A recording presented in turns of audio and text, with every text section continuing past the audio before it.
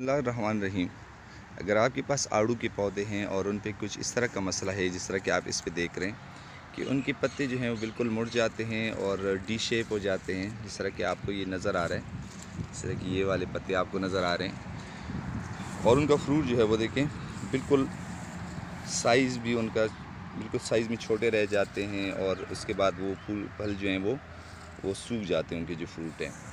तो काफ़ी सारे हमारे जो ग्रोअर्स हैं वो इसमें कंफ्यूज होते हैं कि ये कौन सी बीमारी है या किस इंसेक्ट की वजह से होता है। इसके जो मेन है वो तकरीबन दो वजूहात, इस तरह के जो पत्ते उसके हो जाते हैं आड़ू के, उसके दो वजूहात होती हैं। सबसे पहली वजह ये है कि इस पर फंगस का अटैक हो जाता है। जब फंगस का अटैक हो जाता है तो इसके जो जो लीव्स हैं वो बिल्कुल डी शेप हो जाते हैं, वो मुड़ जाते हैं। और अगर आप उसको देख रहे हैं तो बिल्कुल इनके जो सेंटर है, ये पत्ते का जो सेंटर है, सेंटर की तरफ से ये इनकी दोनों कोने जो हैं वो इस तरह ये मुड़ जाते हैं।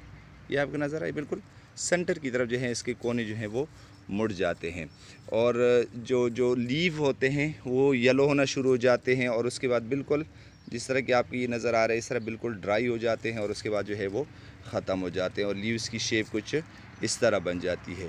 तो ये एक मेन रीज़न जो है वो है फंगल डिजीज़ है, फंगल अटैक आप इसको कह सकते हैं कि वो बिल्कुल जो है वो जो इनके मार्जिनस है, जो इनके किनारे हैं वो बिल्कुल सेंटर की तरफ ऐसे मुड़ जाते हैं, बेंड हो जाते हैं और उसके बाद डी शेप हो जाते हैं और साथ साथ में जो है वो येलो होना शुरू हो जाते हैं और आखिर में जो है वो बिल्कुल सूख जाते हैं। और उनके जो फ्रूट होते हैं वो भी साइज़ में छोटे रह जाते हैं, वो साइज़ गेन नहीं करते। जो आम फ्रूट है उसके मुकाबले में वो बिल्कुल छोटे रह जाते हैं। ये आप देख रहे हैं इसकी साइज़, ये देखिए बिल्कुल इसका फ्रूट का साइज़ जो है, अब ये बंच आप देख रहे हैं, इसके सारी लीव्स जो हैं वो इसी तरह बिल्कुल बने हुए हैं और उसके बाद ये बिल्कुल जो है वो साइज़ भी उनका छोटा रह जाता है फ्रूट का। और उसके मुकाबले में ये देखें, ये आपको साफ़ नज़र आ रहा है कि इसका फ्रूट का साइज़ देखें वो बिल्कुल छोटा रह गया और उसके पत्ते जो हैं वो मुड़े हुए हैं। तो मेन जो एक रीज़न है फंगल डिज़ीज़ का, तो वही है कि आप अगर इसको देखें, इसके फ्रूट साइज़ को देखें और उसके बाद जो एक नॉर्मल फ्रूट है और ये फ्रूट साइज़ देखें, तो ये तकरीबन एक ही पौधे के फ्रूट हैं। तो काफ़ी फ़र्क है इनके फ्रूट साइज़ में। अगर आप इनके फ्रूट साइज़ देखें, ये वाली जो फ्रूट साइज़ हैं और उसके बाद जो नॉर्मल फ्रूट है वो अगर आप देख लें, ये देखें, तो बहुत ज़्यादा फ़र्क आ जाता है आपके फ्रूट क्वालिटी में भी और आपकी क्वांटिटी में भी। अच्छा, अब इसकी जो दूसरी वजह है जो मैं बताने जा रहा हूँ वो ये है कि एफिड्स जो होते हैं, थैलिया, उसके अटैक की वजह से भी ये मसला जो है वो आड़ू में बन जाता है।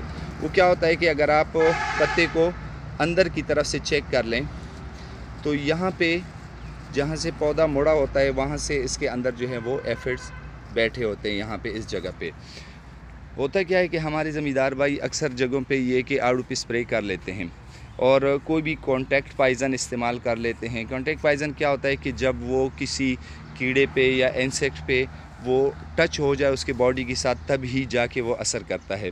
अब अगर जो एफिड इन पौधों के अंदरूनी साइड पे बैठे होते हैं, जिस तरह के आपको ये देखें इसमें नज़र आ रहे हैं, ये अगर मैं आपको दिखा सका,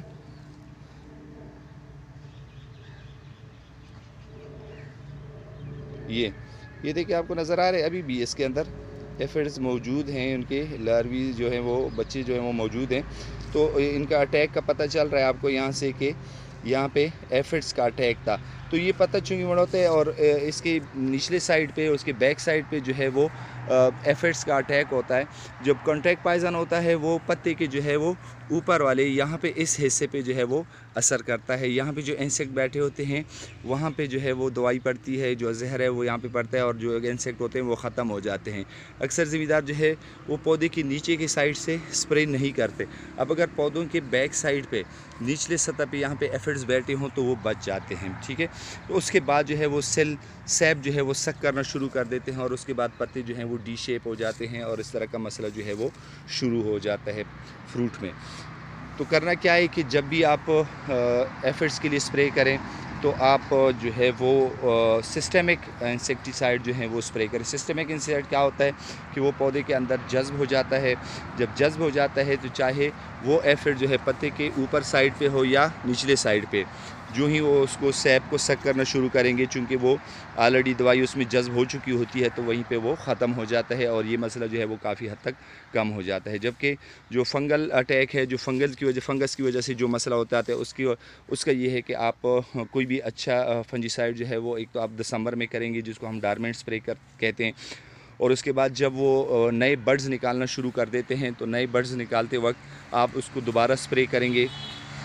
और तीसरी स्प्रे जो है वो आप मार्च में और अप्रैल में कि जब फ्रूट सेटिंग हो जाती है और फूल गिर जाते हैं और फ्रूट सेटिंग हो जाती है, उसके बाद जो है आप उसको तीसरी स्प्रे जो है वो आप देंगे। और इसके अलावा बॉडेक्स मिक्सचर जो है वो भी इस्तेमाल करेंगे। बॉडेक्स मिक्सचर की वजह से भी काफ़ी हद तक जो है ये फंगस अटैक जो है वो कम हो सकता है। तो ये दो मेन वजूहात थी जो आड़ू के पौधों में अक्सर देखने में आते हैं, और इसकी वजह से आपके फ्रूट क्वालिटी और क्वांटिटी दोनों जो हैं वो बहुत ही ख़राब हो जाते हैं। फ्रूट साइज़ बहुत छोटा रह जाता है और आपका पौधा जो है मुकम्मल तौर पर तबाह हो सकता है। तो इन दो बातों का ख्याल रखिएगा और अपने बाग से मुकम्मल फ़ायदा उठाइएगा। अल्लाह हाफ़िज़।